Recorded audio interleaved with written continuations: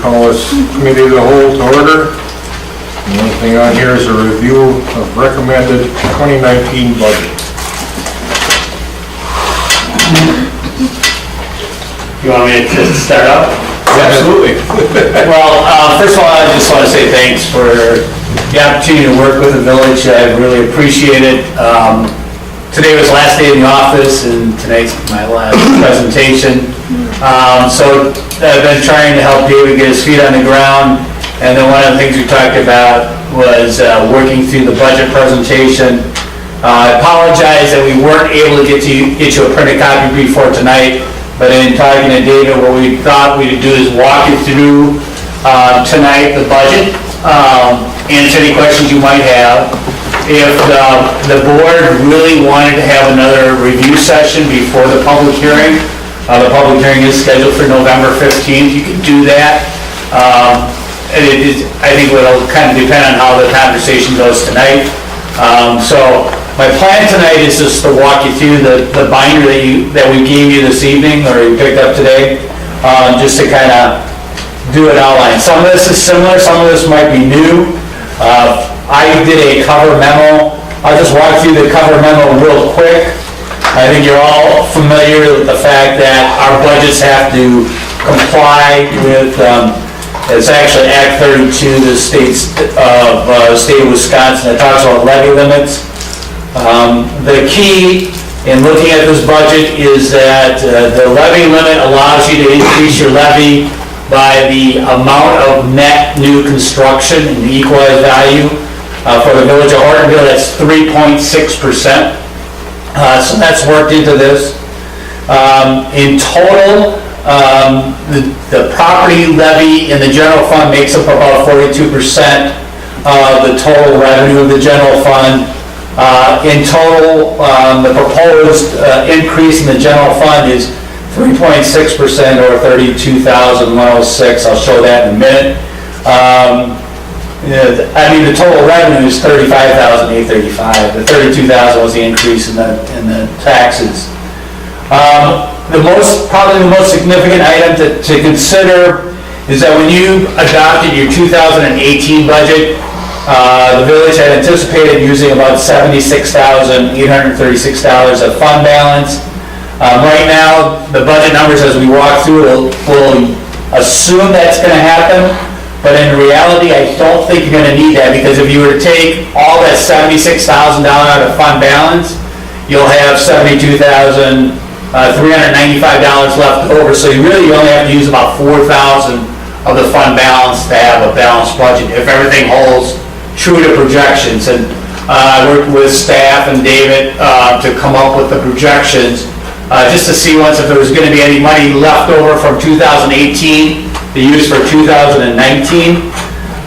When we did talking about the actual dollar amounts, we are assuming that $20,000 of fund balance will be used in 2019 to help meet our expenditures as it's proposed right now.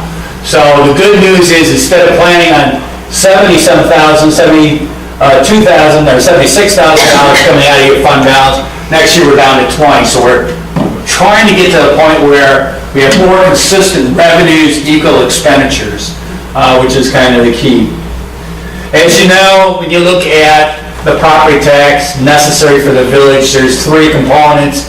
It's the general fund that makes up the majority of it. You also have debt service, so you have property taxes that are necessary to make the principal and interest payments from past obligations for the issuance of debt. And then we also have a levy for capital projects, and going into the capital projects fund. When you look at the levy limitations and the formula, and that's very, very technical on how you do that calculation, in a nutshell, the state allows you to take out debt service. So one of the issues with this whole levy limit formula basis throughout the entire state is that when you issue debt, that can be outside of the levy limits. When you're doing operating costs, it's within the levy limits. And so the general fund and the special capital projects fund is all within that levy limits. The debt service is an actual calculation outside of that formula. So that kind of makes it easier to issue debt if you want to issue debt, but you still have the principal and interest costs, the interest costs that go with it as well. As we go through this, it's important to note that it's too early to determine what our final assessed valuation is. We'll know that later October, probably early November, but right now we're anticipating the assessed valuation to grow by 2.8%, actually 2.85. That increase in the assessed valuation is made of a couple of different components, some of which we know right now. The part that we know is what's assessed locally by your contracted assessor. That was really done back in April, May, when you went through and did the assessment and they had the board of review. And that's about $174 million. The remaining of that is manufacturing property within the state of Wisconsin is assessed by the state of Wisconsin. And they give us an equalized value, and that has to be converted back to the assessed value. And we know what the equalized value is, but I made an assumption based on last year's assessed, the equalized value of what that manufacturing assessment would equate back to for assessed. That's a calculation right now, and it becomes permanent or finalized sometime later October, early November. It'll be done before you finally adopt the budget, but it's not done right now. It's being dragged out a little bit because there's a process going through the state of Wisconsin on what's called personal property, which is, first of all, there's real estate value. That's the houses and your land and those type of things. But there's also personal property, which in the olden days included a bunch of different things, but now includes basically business equipment. And the state took away one of the values for personal property, one of the line items, I can't even remember the line number, but they took that out. And they are giving communities a payment, and so we have a new revenue source. I'll show you that when we get to revenue. But they're taking away the value. When we looked at our estimate of $188 million, we know what's on the books, and we know what's being assessed by the state, so we know the total value, so we won't know. We already have that calculated in, so we're not anticipating any larger decrease in the assessed valuation, but it's not increasing as fast as the equalized value. So let me just start out, and if you want to just turn to the levy tab, and let me just run through some numbers real quick. For this page, I've actually gone, Kelly, go ahead. The assessed valuation,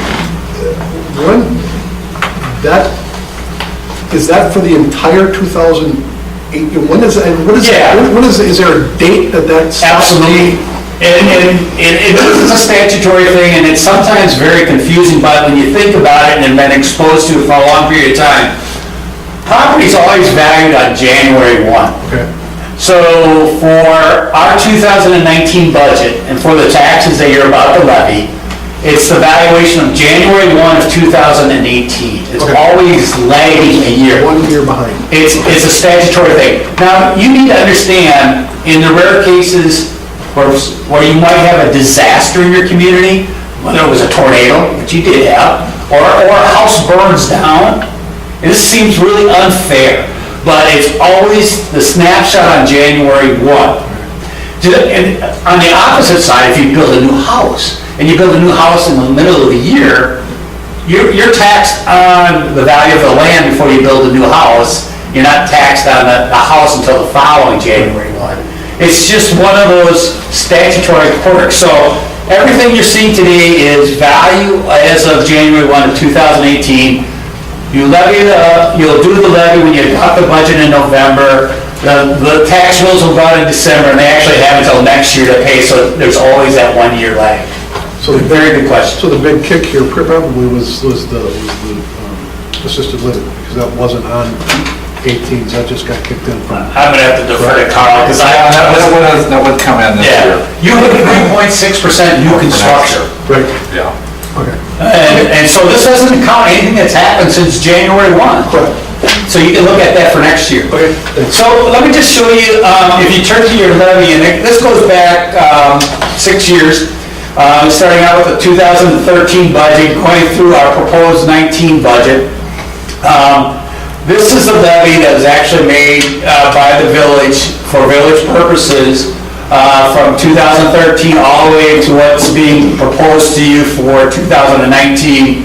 For 2019, we're talking $1,590,681. It's a $44,000 increase. And in total, it's 2.85% increase. And then you can see the components between the general fund, debt service, and debt service is the actual amount that you need to levy based on the resolutions when you took out the loan or did the debt. So if you issued debt in 2013 and you had a scheduled payment for 2019, you already passed a resolution committing yourself to that levy. So in total for debt service, we have $655,985 for debt service payments, which is about $20,000 more than 2018's budget. The assessed valuation is what I talked about just a little bit before. You'll see that I'm estimating, and again, we know we're pretty solid on that, but it could vary just a little bit. Hopefully it'll come in higher. I don't think it'll come in much lower, but we're estimating 2.85% increase, or about $5 million on the assessed value.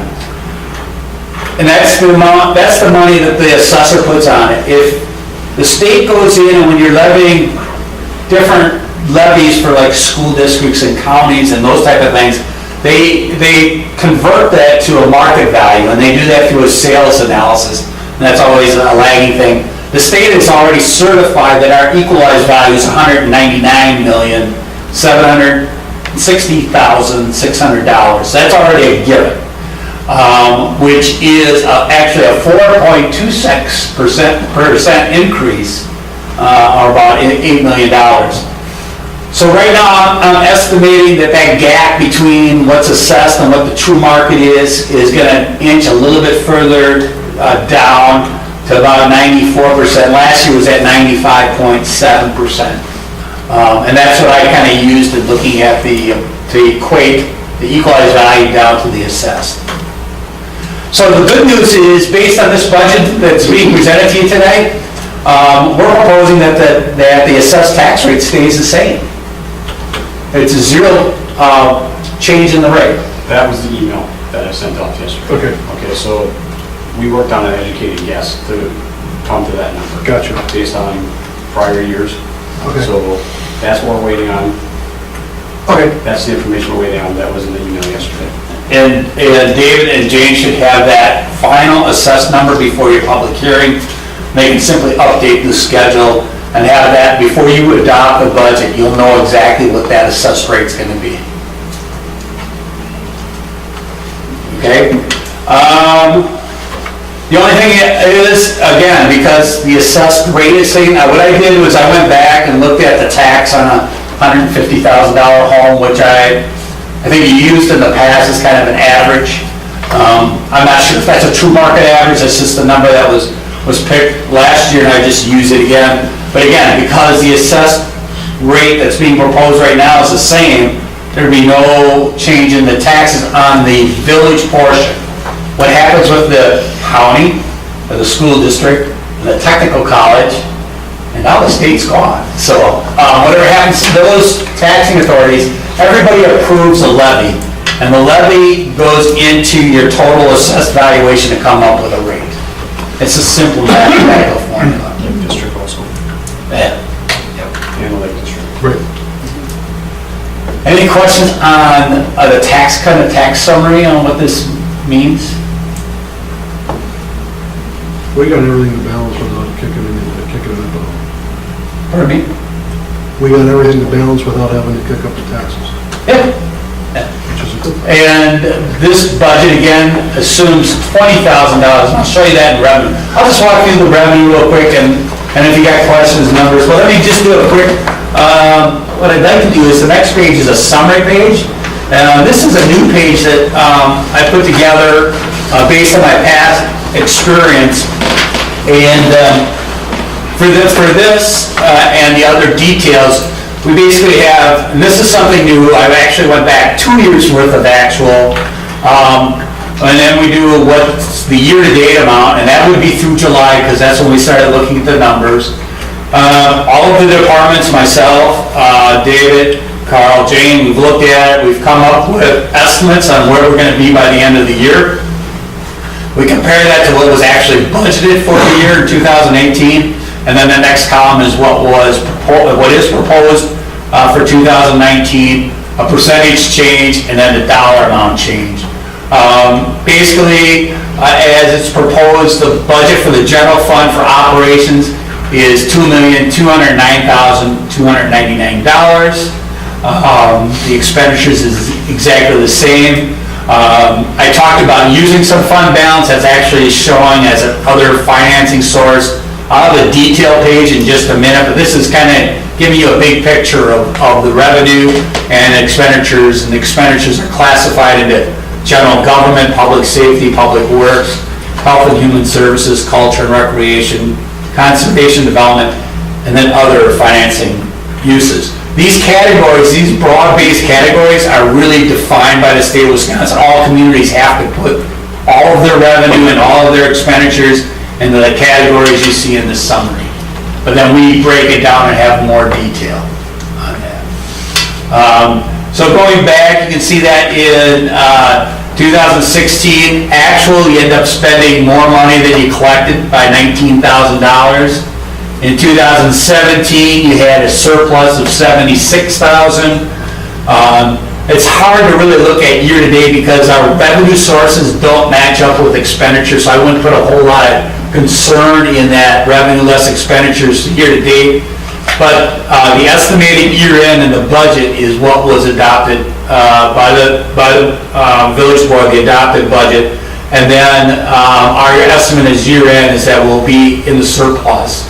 If everything holds true, these anticipated revenues come in and expenditures go out, we should be having a surplus of $72,000. And in essence, you'd only use you wouldn't have to use $72,000 of fund balance because you projected to use 76. Does that make sense? Unless we have a really strong winter starting next week. Yeah, well, there's all kinds of variables that could happen between now and then, and we've updated the estimates as best as we could. This isn't on your page, but I added it for the public summary on the screen. I also show what the beginning and ending fund balance is. And I think going forward, you'd want to see this so you get a better picture. Not all of this is available to spend.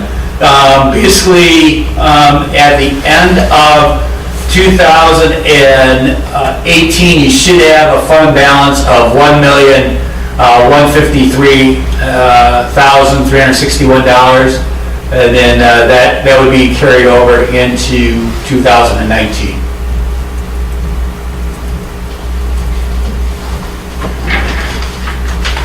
Doing a lot of talking, but not a lot of discussion.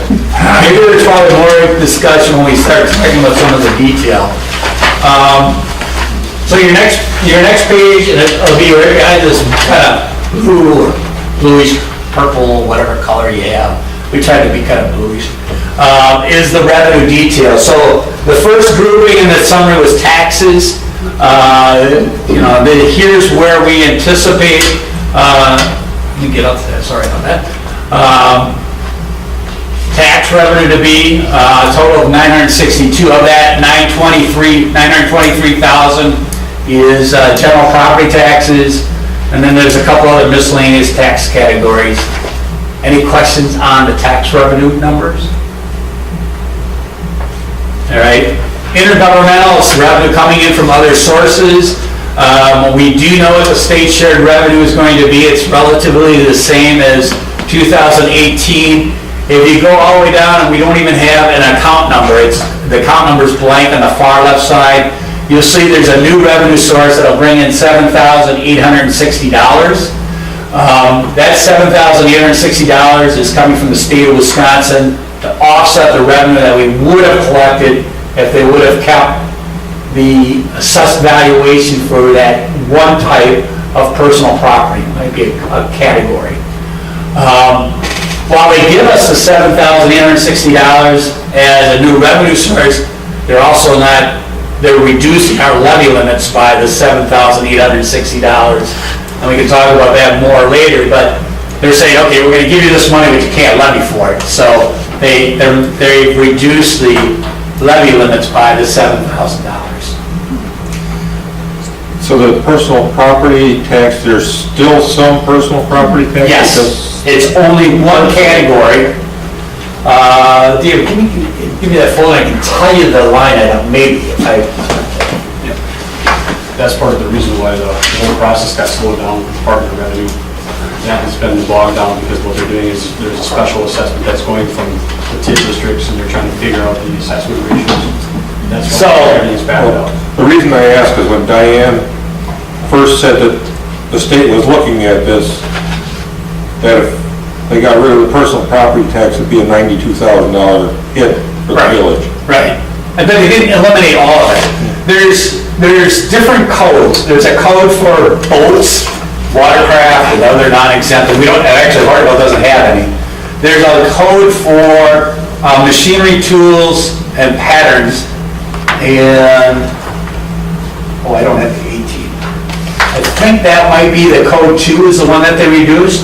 So it was like $1,900,000 in value. I think they came off the books for that $7,000.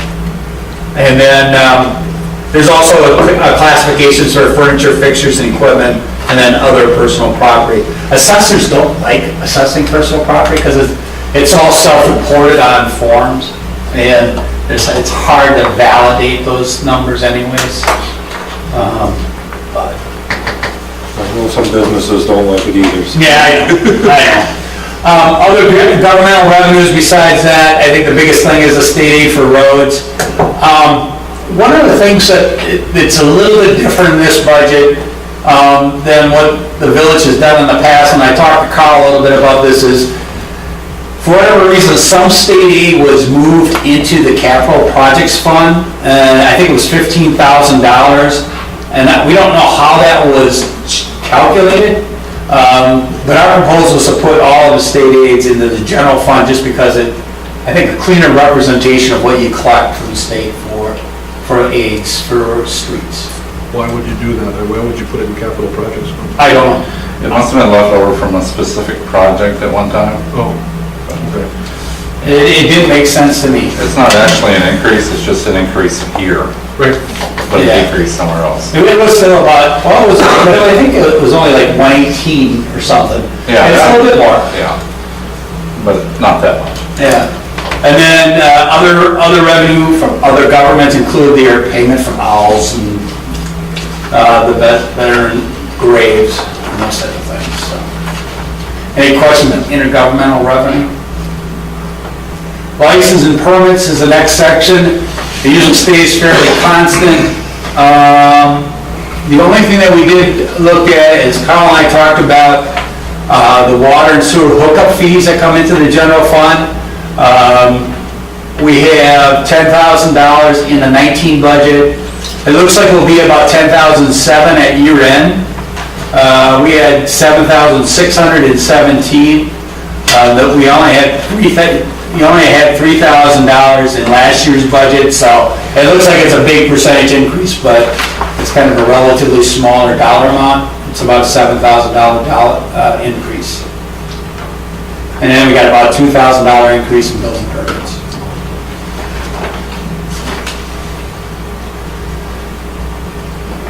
Fines and forfeitures is the next revenue source. Most of that's court fines. Again, we looked at the history, we looked at what we had collected to date. We think we'll be pretty close to the budget. We actually had $37,500 in the budget in 2018.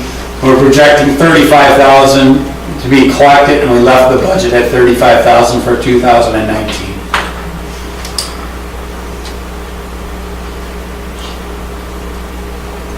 And then we have other public charges for services, a bunch of miscellaneous revenue. The most important ones for Village of Hortonville is your contract with the school district for the school resource officer. and some overtime, and then we also get a subsidy from Gold Cross. And then the garbage collection fees are included in this area as well. And the other thing, out of Miller Park rent from the school district, we had the initial meeting while I was here. I think we're close to coming to an agreement, or for your consideration, approval on an agreement that would generate $12,500 for rent, which is up from $10,000 for this year. Hey, Carl, we had talked about, and help me with this, I thought we had talked about doing something with summer rec fees. Are we gonna kick those up? We were talking about that? I think Diane did talk with the summer rec program, and they want, I can't, yeah, we did, but I don't know if it materialized. Okay. I think there was some pushback. I think it didn't go any further because Diane was actually talking to the Y of taking it over Yeah. and not having it a village thing anymore, but having the Y do it. That was, Because the Y was actually approached her at one point to do it. and I don't we likely will, but we were under the assumption that he might retire after last year, but he's gonna hang on a few years. Mike?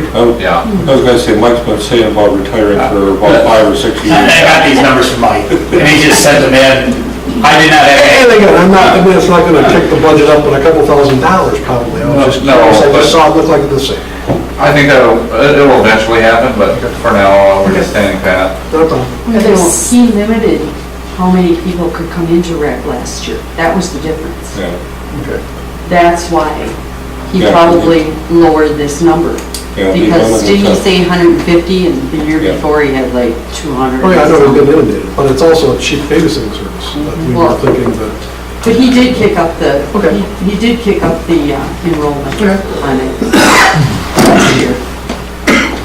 So, Hey, well, pretty much I took the revenue numbers from Mike and then a couple other things.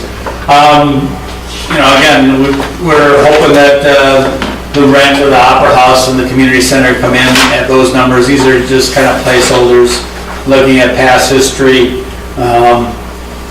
We've had some debate on whether or not the estimate might be a little generous on the Opera House, but we'll see once where it goes by year end. Again, we're not talking about a huge number. My understanding is we have discontinued the collection of charges from the fire department, and I believe this used to be for a cell phone, is what I was told, if I remember correctly. Yeah. And that ended after 2017. There was a cell phone and a modem that the village was paying, and the fire department's since taken that over. okay. Budget miscellaneous revenue, that one of the main things is interest on investments.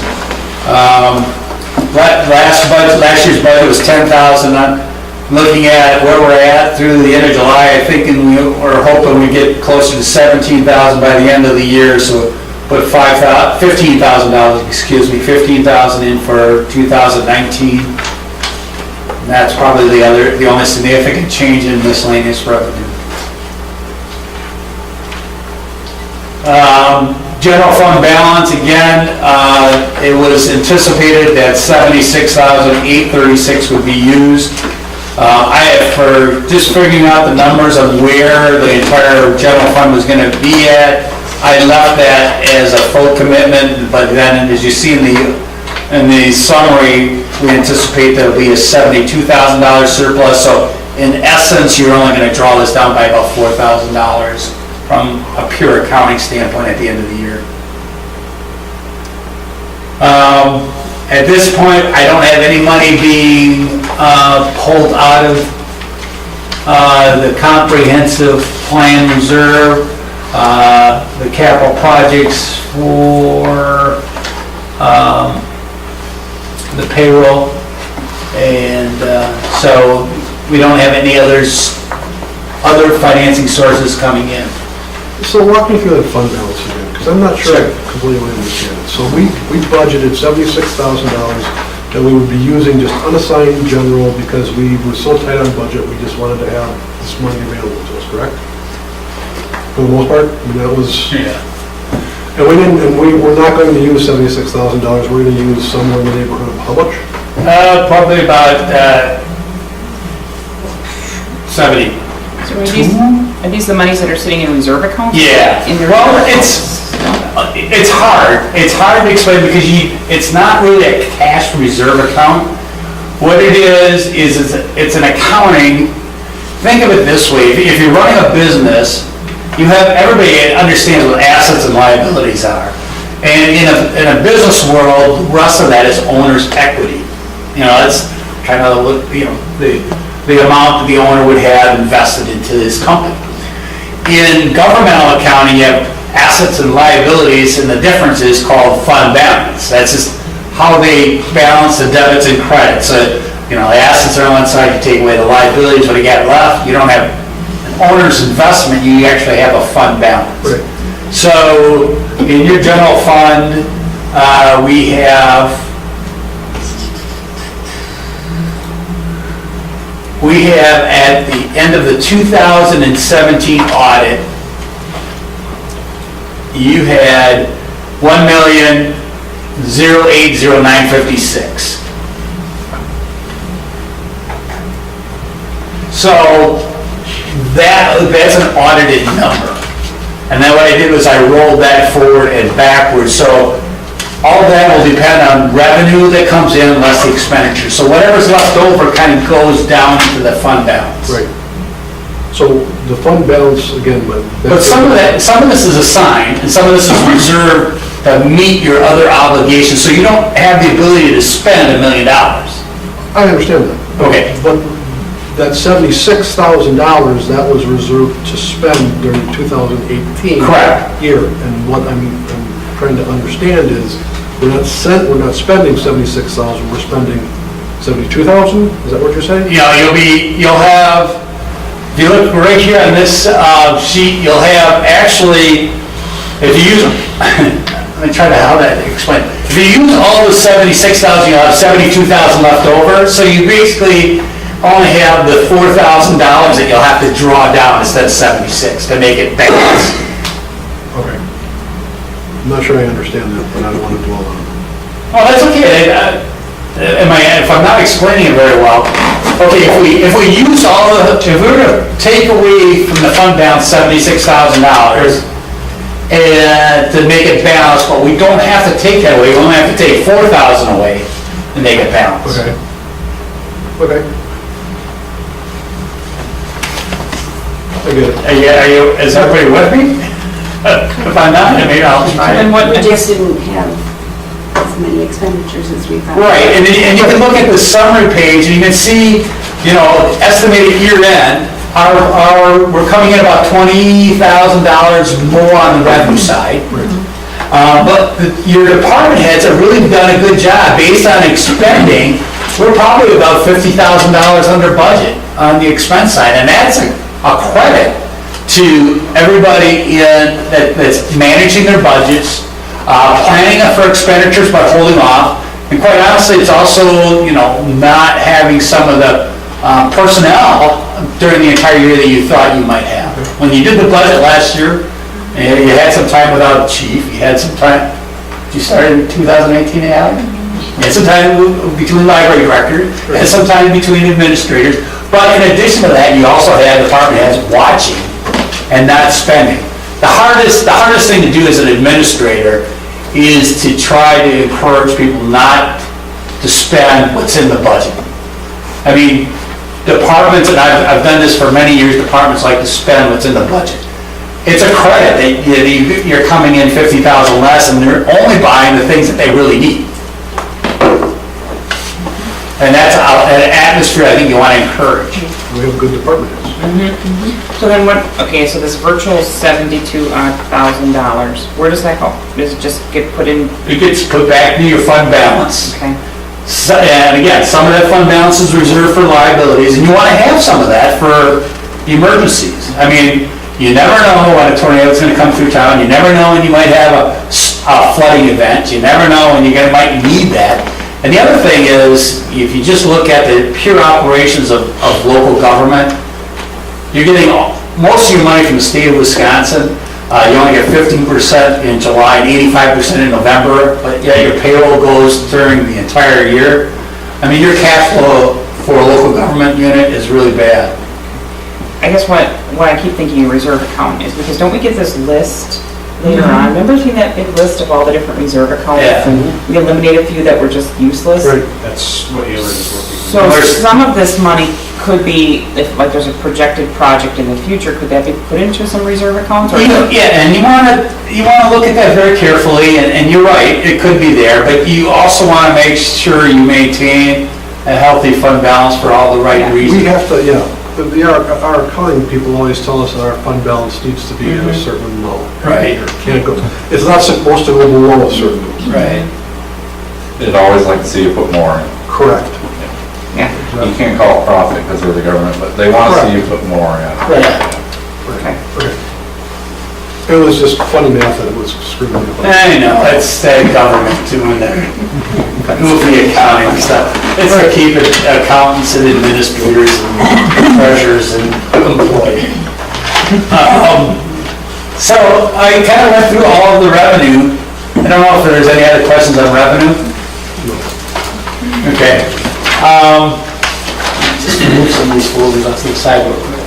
The next page is, again, this is something that I haven't really been used to, but it seems to make some sense, is they created a page of specific line items that was identified as expenditures for approval. And this is, again, kind of peeling back from that summary a little bit more. We talk about categories of general government, public safety, public works, health and human services, culture and recreation, and community development. So some of these are totals, and some of these are individual line items. I don't know if you want me to walk through them real one by one or not. General government, let's go down to that. General government is about a 4% increase. This includes wages and benefits and some of those other things, but also some individual line items. If you really want to fall asleep and dive into the details, and you can see that following the pink or red pages that have the individual ones. But let me just ask if there's any questions on general government as you go through the line items, if anything stands out or if you have any questions on it. The only question I have, and you've answered it already, is you've balanced the budget and we've got some money to spare, so. Yeah. I mean, that's the level we need to be at. Okay. That's my personal opinion, I'm not gonna say it's there, but that's my Sure. personal. Well, let me just walk through the categories just to give you a chance to at least look at it. And again, within some of these categories are individual line items and they're actually shown on the detail. Public safety, pretty obvious, police and fire, and building inspection. I don't know if there's any particular questions. If I'm looking at this for the first time, I'm seeing 13% on police materials, and Chris, what did we end up doing that kind of stood up on the materials? You recall of anything? You know, Put you on the spot. it's just a matter of the expenses, like the phone, the electric, the gas, the water. We pay all a portion of that. So that's pretty much coming out of that portion of it. We also, we're looking at with our new CAD system, the Spillman this year, we're paying $1,270. Next year, we're anticipated to pay $2,500 because we're only paying for half a year this year. We have to pay for a full year next year. Okay. Anybody else got any questions on public safety?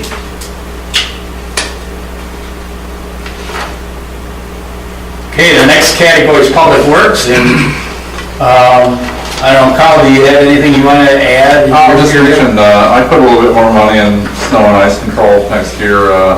This is a really bad year, and with the way the environment's getting wetter, and I just don't anticipate snow removal costs going down. Refuse collection is up $5,000, but you gotta remember, we've added considerably more homes in town, and I project that to continue next year, which is a good thing. It's offsetting. Gold Cross actually went down 1 cent per unit, so I just wanted to let everybody know that. Well, it went up really a lot. Shifted some money around again like I always do, put more into street, street wages, so. At the end of the day, looks like a 4% increase, but the overall majority of that is, again, offset by revenues. And health and human services is not a very big category for the village of Hortonville. We're looking at the cemetery costs, is probably the biggest chunk of that. Culture and recreation is the library. Ally, you got any comments you want to make on the library? Well, I guess just in general, we're looking for a 3% increase to cover some of the increases that we've got in terms of patronage and programming and personnel, and everything is increasing, so therefore we're looking for an increase as well. And then that also includes recreation in the parks. So I don't know, did you have any other? Yeah, you'll notice an increase in auto miller again, that's offset by some revenue, some decreases in other places. Again, the agreement with the high school is in principle. Nothing's written down yet, nothing's been approved, but we feel good about what we have, so I'm not really ready to go public with it, but we think we're okay there. It's actually going to be in front of their board on November 14th. I think it's their next school board, and I will be in attendance at that meeting. So in case I was able to meet with Todd, so it was a really good meeting. So we came to an agreement on Yeah, In principle. moving forward? in principle, moving forward, that relationship is not strained.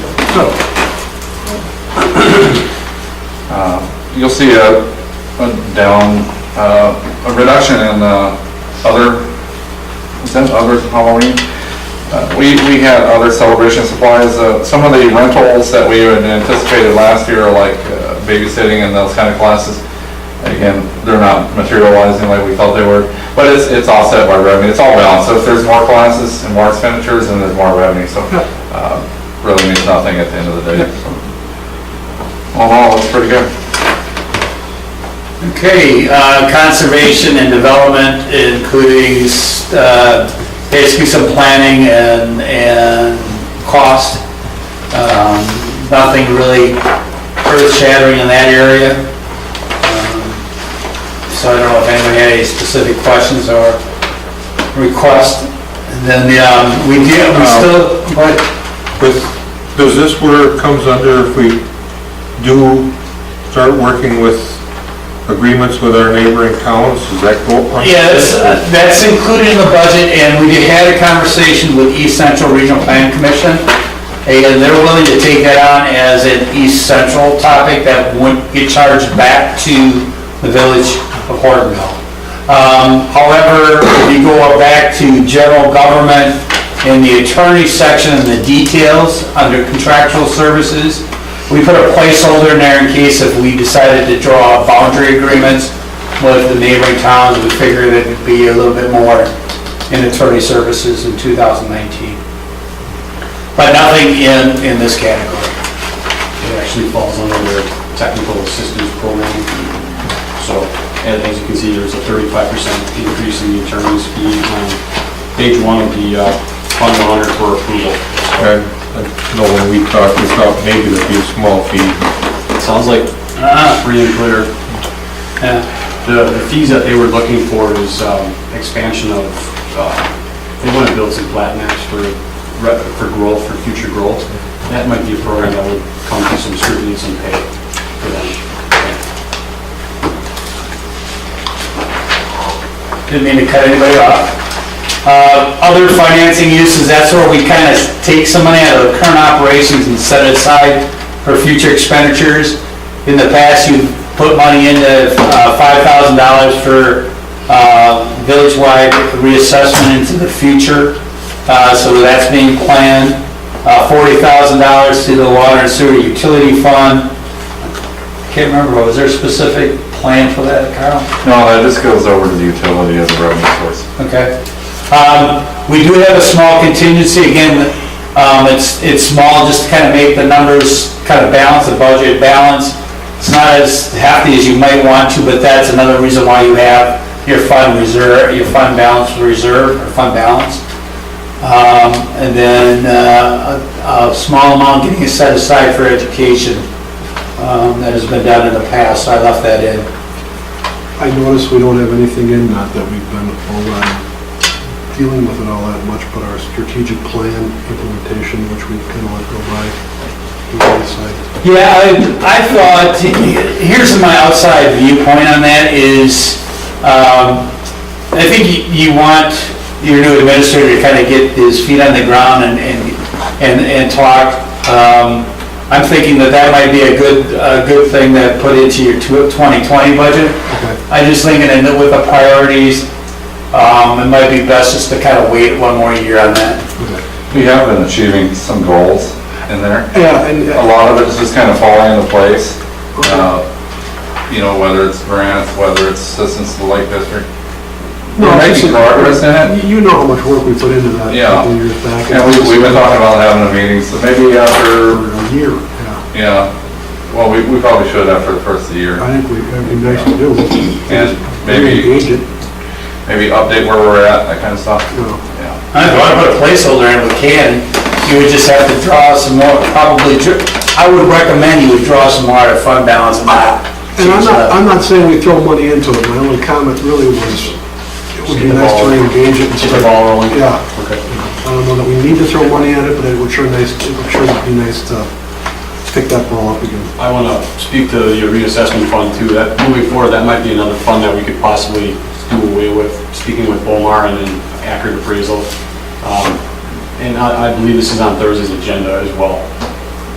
They're recommending like a blended approach, which would take our $5,300 annual payment and put it upwards to the tune of about $8,000 to help offset a $40,000 hit every 4 or 5 years when it comes time for that village-wide reassessment. So that way we'd be paying, instead of paying $5,300 annually, we'd be paying something to the tune of $8,000. So then it makes it a nice even budget line item rather than having all of a sudden we got a $40,000 a year every 5 years when it comes time for reassessment. So that could offset the $5,000. Yeah, you could just take this, before you adopt the budget, take this $5,000 out and move it into the operating. Correct.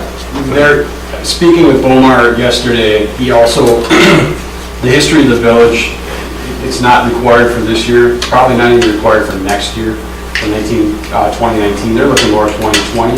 So that might be something we could actually put off and put in the budget next year for our elevated price. And then have that for the next 4 years. And they would do the reassessment on that $8,000 in year 2. So they'll work with us on that. So we may just have to pay them 4 or 5 years. They're going to do the assessment, and then we'll stay on that pattern. So, and that was a guesstimate. He didn't give me a figure. I had that figure from accurate appraisal, but he said he was probably they were about 25% higher on their bids that they had for us. And our dam inspection reserve fund is adequately supplied. Next year, I am going to want to put money back into Hortonville capital reserve. It was left off the last 2 years, but if we're going to maintain ownership and management of it, we need to start putting that back. It's not critical we do it now, but we do need to do that next year. Well, wasn't this 5,000 just a fund to be set aside for that every 5 years or whatever? Correct. It's not what we actually pay yearly. No, correct. This year's bill, which is sitting on my desk, is for $5,300 for 2019. And I believe, is that on Thursday's agenda? I think there was discussion of appraisal services or assessment services. Yes. Okay, so that would need your approval to be paid for 2019, and I would be able to show the competitive bid that was received, and then we can discuss it further on Thursday. So rather than having this fund here Correct. in a different line item as we want, that's what we pay them yearly. Correct. So in your book, if you go behind the each color, different various colors of shades of pink, is the detail. And now, the only comment I'm gonna have for you is, the items that are in blue, so if you have a category with a bunch of account numbers, the item that's in blue, if you can read that, and my eyes are getting really bad too, gets carried over to that detail sheet that we just walked through, so I wasn't planning on going through the detail unless there was a specific question on each of the sections. But I wanted you to have this and just explain to you that the blue items, even the individual line items, are all carried forward into that page before the bank, which is called expenditures for approval. That would wrap up the general fund. The only broad question I have is, I apologize for not knowing this, but when we have to take a loan out for some $90,000 to pay for those SAB, SBA, SCBA, tax for the fire. SCBA. Thank you. Where does that show up in here? Yeah, let me get to that. Okay, no. That's a very good question. I think we have that in the capital projects session. That's fine, I assumed it would be in here, but if it's at the end, it's fine. So if I could get you to turn to your debt page tab, that's probably where we're at in walking through things. Let me just get my computer there in case there's any specific questions. Let's see, it's 310. Okay, so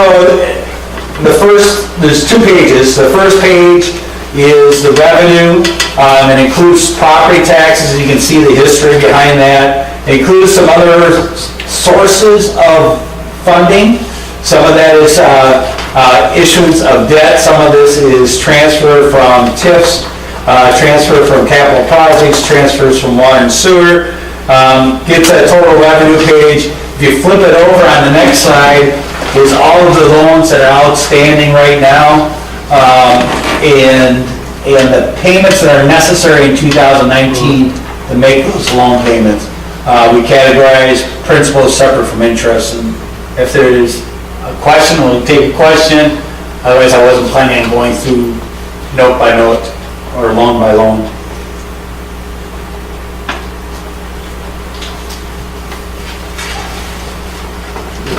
There's really not a lot of flexibility in this. Like I said, all of your debt, when you issue the debt, you adopt a resolution authorizing the levy for the repayment of that debt, and so you're committed to it.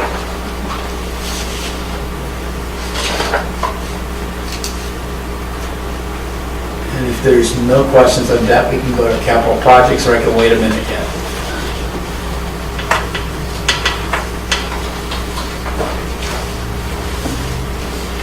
No questions?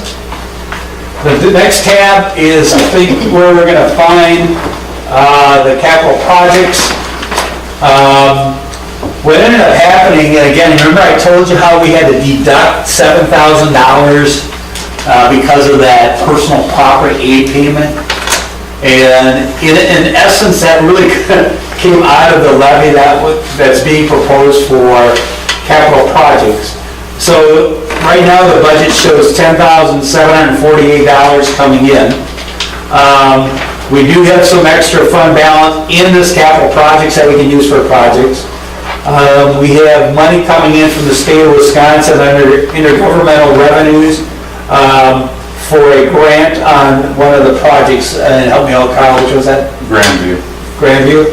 So it's $177,000. So there's like 2 pages of revenue. You flip the page over. We do have an issuance, right now, a placeholder on the issuance of debt of $150,000, and that's, I believe, for your self-contained breathing apparatuses. It's for the whole tie. Just in case Hortonville pays us their share. Oh, It's money in, money out right now, so it's not really affecting anything. But it is a placeholder so that the debt can be issued. And again, we're looking at using $25,000 for fund balance. We're also looking at the issuance of debt for basically the Brookwood extension and the Grandview Road reconstruction. So you're probably looking at an issuance going into the future of another $670,000 of debt for those projects. and that'll be paid over a multiple year period. That's the revenue side, so that's kind of page 2. If you go to page 3 of the capital projects, we got the $150,000 as a placeholder for the air packs. We have some other improvements that are being planned.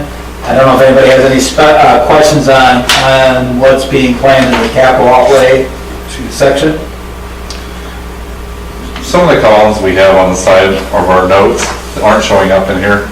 The $7,500 for public works equipment outlay, that's for half of a new salter, truck mount salter, and barricades. The other half is coming from the utility. The 20 grand is Auto Miller capital improvements. That's just an estimate for upgrading the electrical up there. I'm going to seek out assistance with the youth sports, probably hopefully get that down to 10. Again, we put Brookwood in here, we put Grandview in here full price. Again, we have revenue from the grants. TID will also help pay 51% of Grandview. So the loan will be a little less. The loan will be spread out. So also I'm buying a new garden tractor to help with cemetery cleanup and that type of stuff. And the utilities paying for half of that.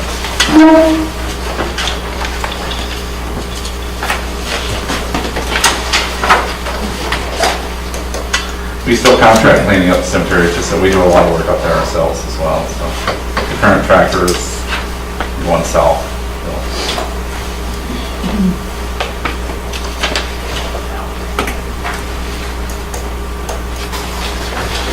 One thing I did notice is that if I got 20 in here for Auto Miller Capital, that I didn't really put any in for using the Auto Miller Reserve Fund. So if that's the case, then we're covered without using the reserve fund, right? Yeah, unless you want to transfer. I'd rather not. I'd rather save it if we can. Right now, we're covered. Okay. Keep it in the budget. Yeah. Somewhat. Any questions about capital items? That's for next year. Thanks. Carl, was Warner Street something that was still on the radar? Warner is something we need to sit down and decide. Warner's going to be something that's going to be likely assessed. Okay. I'm just worried about lighting and that sort of thing. I'm just wondering about lighting. Well, there's going to be a section on Grandview as well. So be prepared. Okay. I just know that it's been on the back burner. Yeah, I'm estimating 2020 or 21 for Warner. It needs a full reconstruction. Not a full reconstruction, the base is probably fine. It needs to be milled and relayed. Maybe next year. But the people, we kind of need to give them a heads up. Yeah. Okay. And then Chris also wanted to talk to you a little bit about her plans for squad cars. And what that, right now, there's nothing in the CIP for squad cars. I'll let Chris explain her thoughts and plan. Yep, our 2016 should be paid off in February, so all we'll have is the 2017 that we have out a loan on. However, I know that we were in the budget, or we were proposed to have a new upgrade, our 14 this year, but they're coming out with a new Eco, so I just don't want to be one of the first ones purchasing it, so we're going to hold off this year. And we'll probably put it in the 2020 budget then. So, all the squads. No concerns with the 14 right now? No, it'll hold out for another year. You know, we have a schedule of, you know, which officers are driving which squads, so they're not racking up miles on one squad continuously, so they're split up to the point where we kind of have the same amount of miles on all the vehicles. We were planning on getting a squad this year, and we pushed it off, but she hired somebody as a part-time cop who was able to fix up our old squad and get another couple years out of it, so. Yeah, but Yeah, that Charger, that was a good $600 we put in there. it started every day now, so, yeah, I'm quite pleased. But, so So now he's gonna come in and he's going to, go through all of this for us because there's some things that are in them that shouldn't be in them, like electrical and stuff like that. So he's gonna go through each one of them. Good. Good job. All right, so if there's no other questions, that covers our capital projects fund.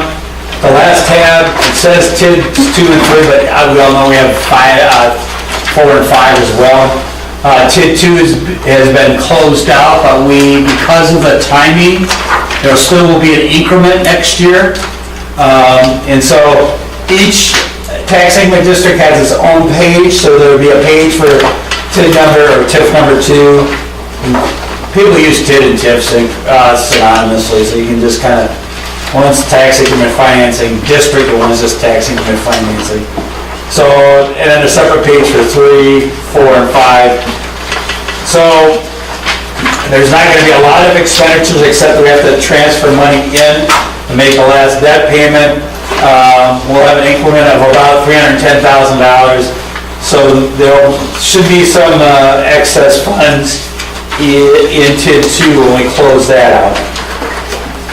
In TID 3, we're looking at an increment of about $130,000, expenditures of just over $100,000, so we'll be adding and showing a positive revenue of expenditures of $33,275.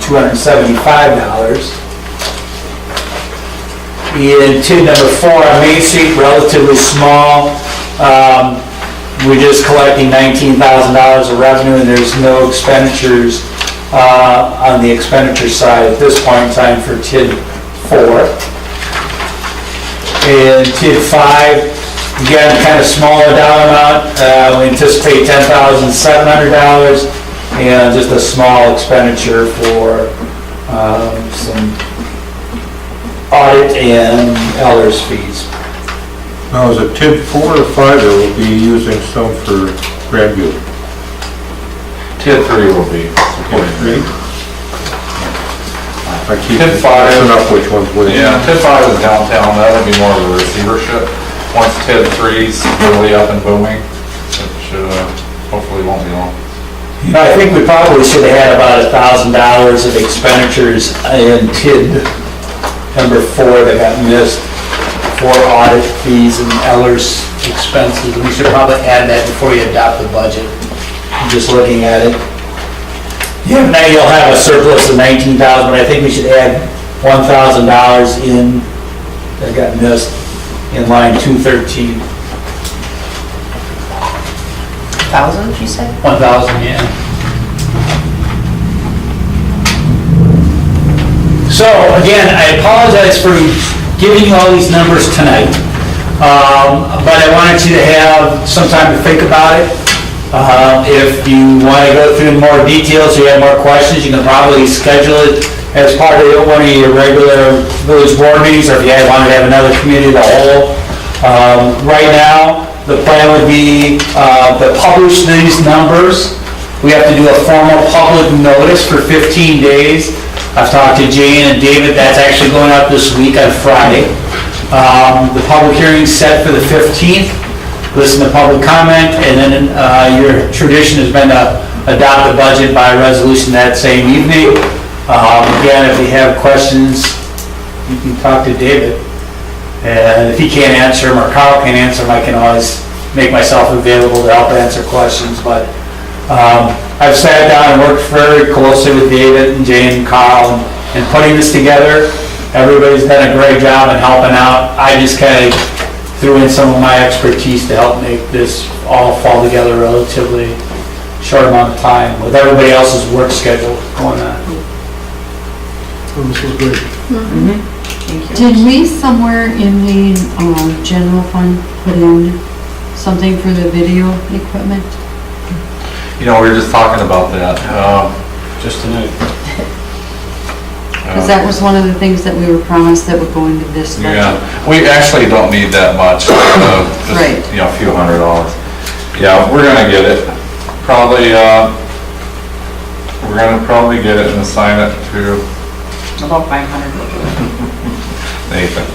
And then are we You're gonna looking look at right there as into well, 500. printing the Village Voice again, or was that just a dead I issue? wasn't aware of that. Because there's still a lot of people that like it. Yeah, there's It's a been lot of requested. seniors that, Yeah. and others also, but majority are seniors that want to see Village You're thinking about Voice mailed Not out. just seniors, Yeah. everybody. Here's, Well, I mean, They could Here's- have it that's the for biggest one. email if they choose. we did not put anything specifically in here, but here's one thought that you could look at. You know, you might want to try to get to push some of the electronic communication as much as possible. But if you were to do something on a mail basis, I was thinking you might want to do is maybe try going back to just like maybe twice a year. You have to do a notification for, Carl, help me with the There's a term. consumer confidence report. Consumer confidence report for the water and sewer. Some communities have gone to piggybacking that report with other newsworthy items, because you have to do that anyways. And then probably in the fall of the time, you might want to do something with budgets. So that would be spring, fall. more information. And that can be done fairly cost effectively. Yeah, I think, Gina, we used to do it 4 times a year. yes. Would 2 times a year be a good compromise, 2 spring and times fall? a year, I think is very reasonable, because like I said, I think Greenville does that. I know other communities, they only send it out twice a year. It's not a bad idea.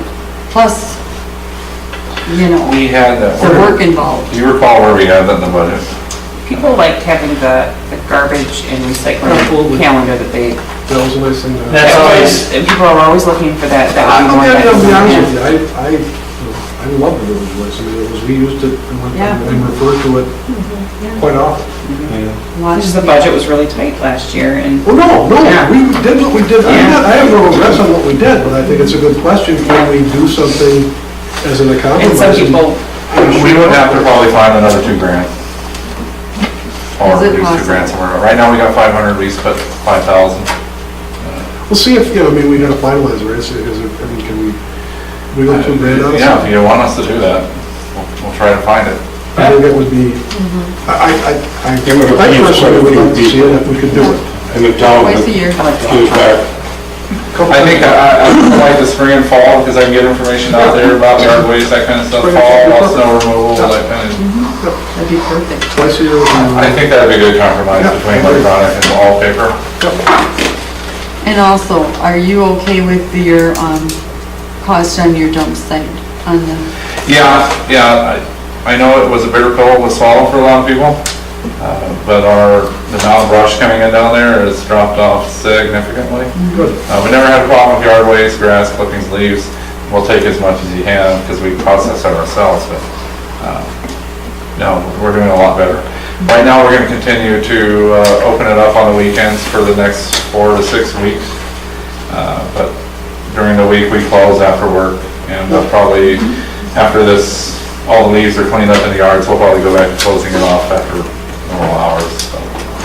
It's made a big difference. Saved us quite a bit of money. So, is there anything else we want to talk about? Well, yeah, there was one other thing, and I know that you had some discussions early on. You know, one of the things we did when we put together the wages, we kind of made an assumption that there'd be a 3% adjustment across the board. That doesn't guarantee people are going to get 3%. So I want to make that real clear, but we put a placeholder in. And then one of the things that I did talk to David and Carl about was, and I think you ought to be aware of it just in looking at it, is in Nathan's position. I know that there was some discussion about his number of hours. We assumed that his would go to 40 hours in 2019. Now, you don't have to make a decision tonight. It's in there as a placeholder within these budget parameters, but I wanted you to be aware of that fact going into it. So we looked at the insurance rates that we got with that last proposal that you approved. We put that into another spreadsheet that we have with all wages and benefits, including retirements and all those other things. So that's in place, but I talked to David today, we wanted to make sure that from a wage and benefit, it's a placeholder. You actually go through the performance evaluations You have to do something. and wage assignments. And then I also wanted to let you know what we did with Nathan's position. I know internally there's been some discussions about how that position's being utilized. And I think, again, my limited time here, and I think there were some comments from some folks about keeping an administrator on a part-time basis. I don't think that would have worked out very well, but I do know that Nathan is gaining a lot of knowledge and provides a lot of assistance for some of the clerk treasurer functions. Also helping out with Carl and some of the utility stuff, and is kind of a right-hand person for your administrator as well. And I think there's a strong need for that support, and would hope you consider that. I mean, he comes in a little bit later each day, but that has an impact on Carl's scheduling and David's scheduling and Jane's scheduling, and just overall customer service to the front Like counter. I said, that's a discussion for another day, but if it's... Oh, yeah, but I want you to know It's it's a in good there. thing to have, I Yes. yes. think so too, Absolutely. yes. So, I think it Thank needed you to for be that. done a year ago, yeah. yeah. Again, so all your wages are placeholders, but I think it's sufficient that meet your needs, including, other employment costs. And that covers library, that covers Yeah. library and everything too. Yeah, we had some very interesting discussions when we put the numbers together. And then we certainly respect, one of the things she might, and just a parting recommendation or thought, and I've shared this with Jane and David, but I don't think maybe I did share it with Ally. I know I did, yes I did. Some communities actually have pulled out their library from the general fund and created what's called a special revenue fund, which is another category. It's not like a debt service fund, it's not like capital projects. And some people do, I've been involved in communities where cemeteries are special revenue because it was a bigger operation. But there's a lot of smaller communities that have libraries as a special revenue fund. What that does, remember that we had the discussion about accounting and you have assets and liabilities and fund balance? You can start doing that for your library. And in theory, if you look at pure chapter 43 of the statute, you set the levy and you let the library board operate the library. Well, your policy decision then is how much tax levy are you going to give to this special revenue fund? And then the library board takes it from there, including wages and all the other stuff, hours of operation. You make that policy decision. The best way to do that is to set a special revenue fund and just like we go back to this levy page,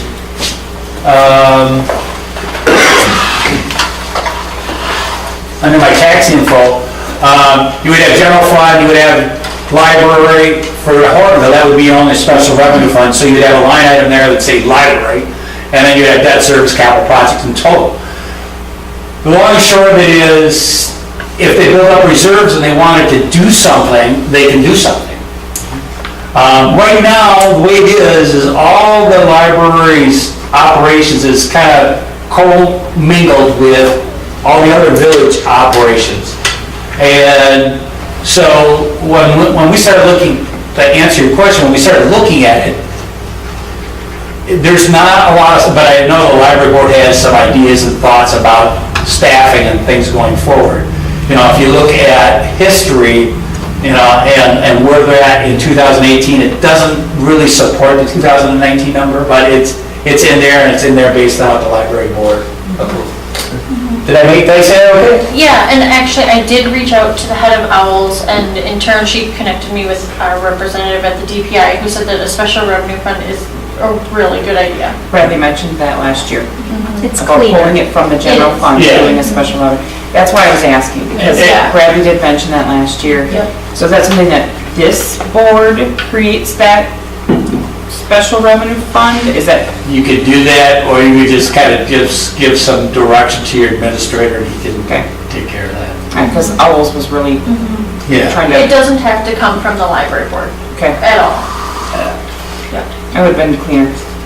Very much, yeah. Yeah, when they were. So that's a kind of a policy decision, but, usually, And when you get to some of those technical operational issues, probably want to have a recommendation from your administrator to do that.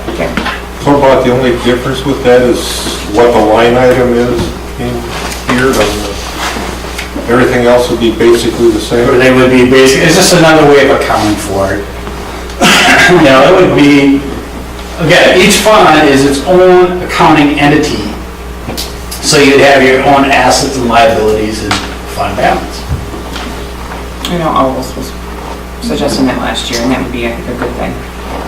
And the DPI, again, is Yeah. very behind that. If you do it, you know, you can always amend your budget. There's a process for amending the budget. You might want to wait and do that at year end and maybe start on the accounting side in 2019. You can always come back and amend your budget. Even if you approve it like this, there's a process, there's always a process to amend your budget. The numbers wouldn't change though. It would just be a matter of, right. It's just like, it's Yep. purely an accounting function. Okay. Does it make it cleaner on Jane's side then too, also as far as, with right now it comes out of the general fund rather than a separate fund, or? You know what, the way the accounting system works is basically giving it a new fund. You would leave all the account numbers the same, all the revenue numbers. You know, it's basically a 5-digit code. That could all stay the same. All you do is just create a new fund, and you'd have to, you know, there's a little bit of work when you create a new account and set up that new, even if you set up the budget numbers and the expenditure, but writing a check's the same thing. You just, instead of putting, you know, 101, is it 101 is your general fund? You put 201 or 210, whatever it is. The fund, the state would say your largest fund should with a bunch of numbers. So it's not any different than with doing stuff for capital projects or water and sewer, where you just put a different fund number in front. Okay. Thank you. Any other questions or comments? Thank you. Not, there's only one thing left. I'll make that motion. We have a second for adjournment. I'll second it. All in favor, say aye. Aye. Opposed? We are adjourned. You need these.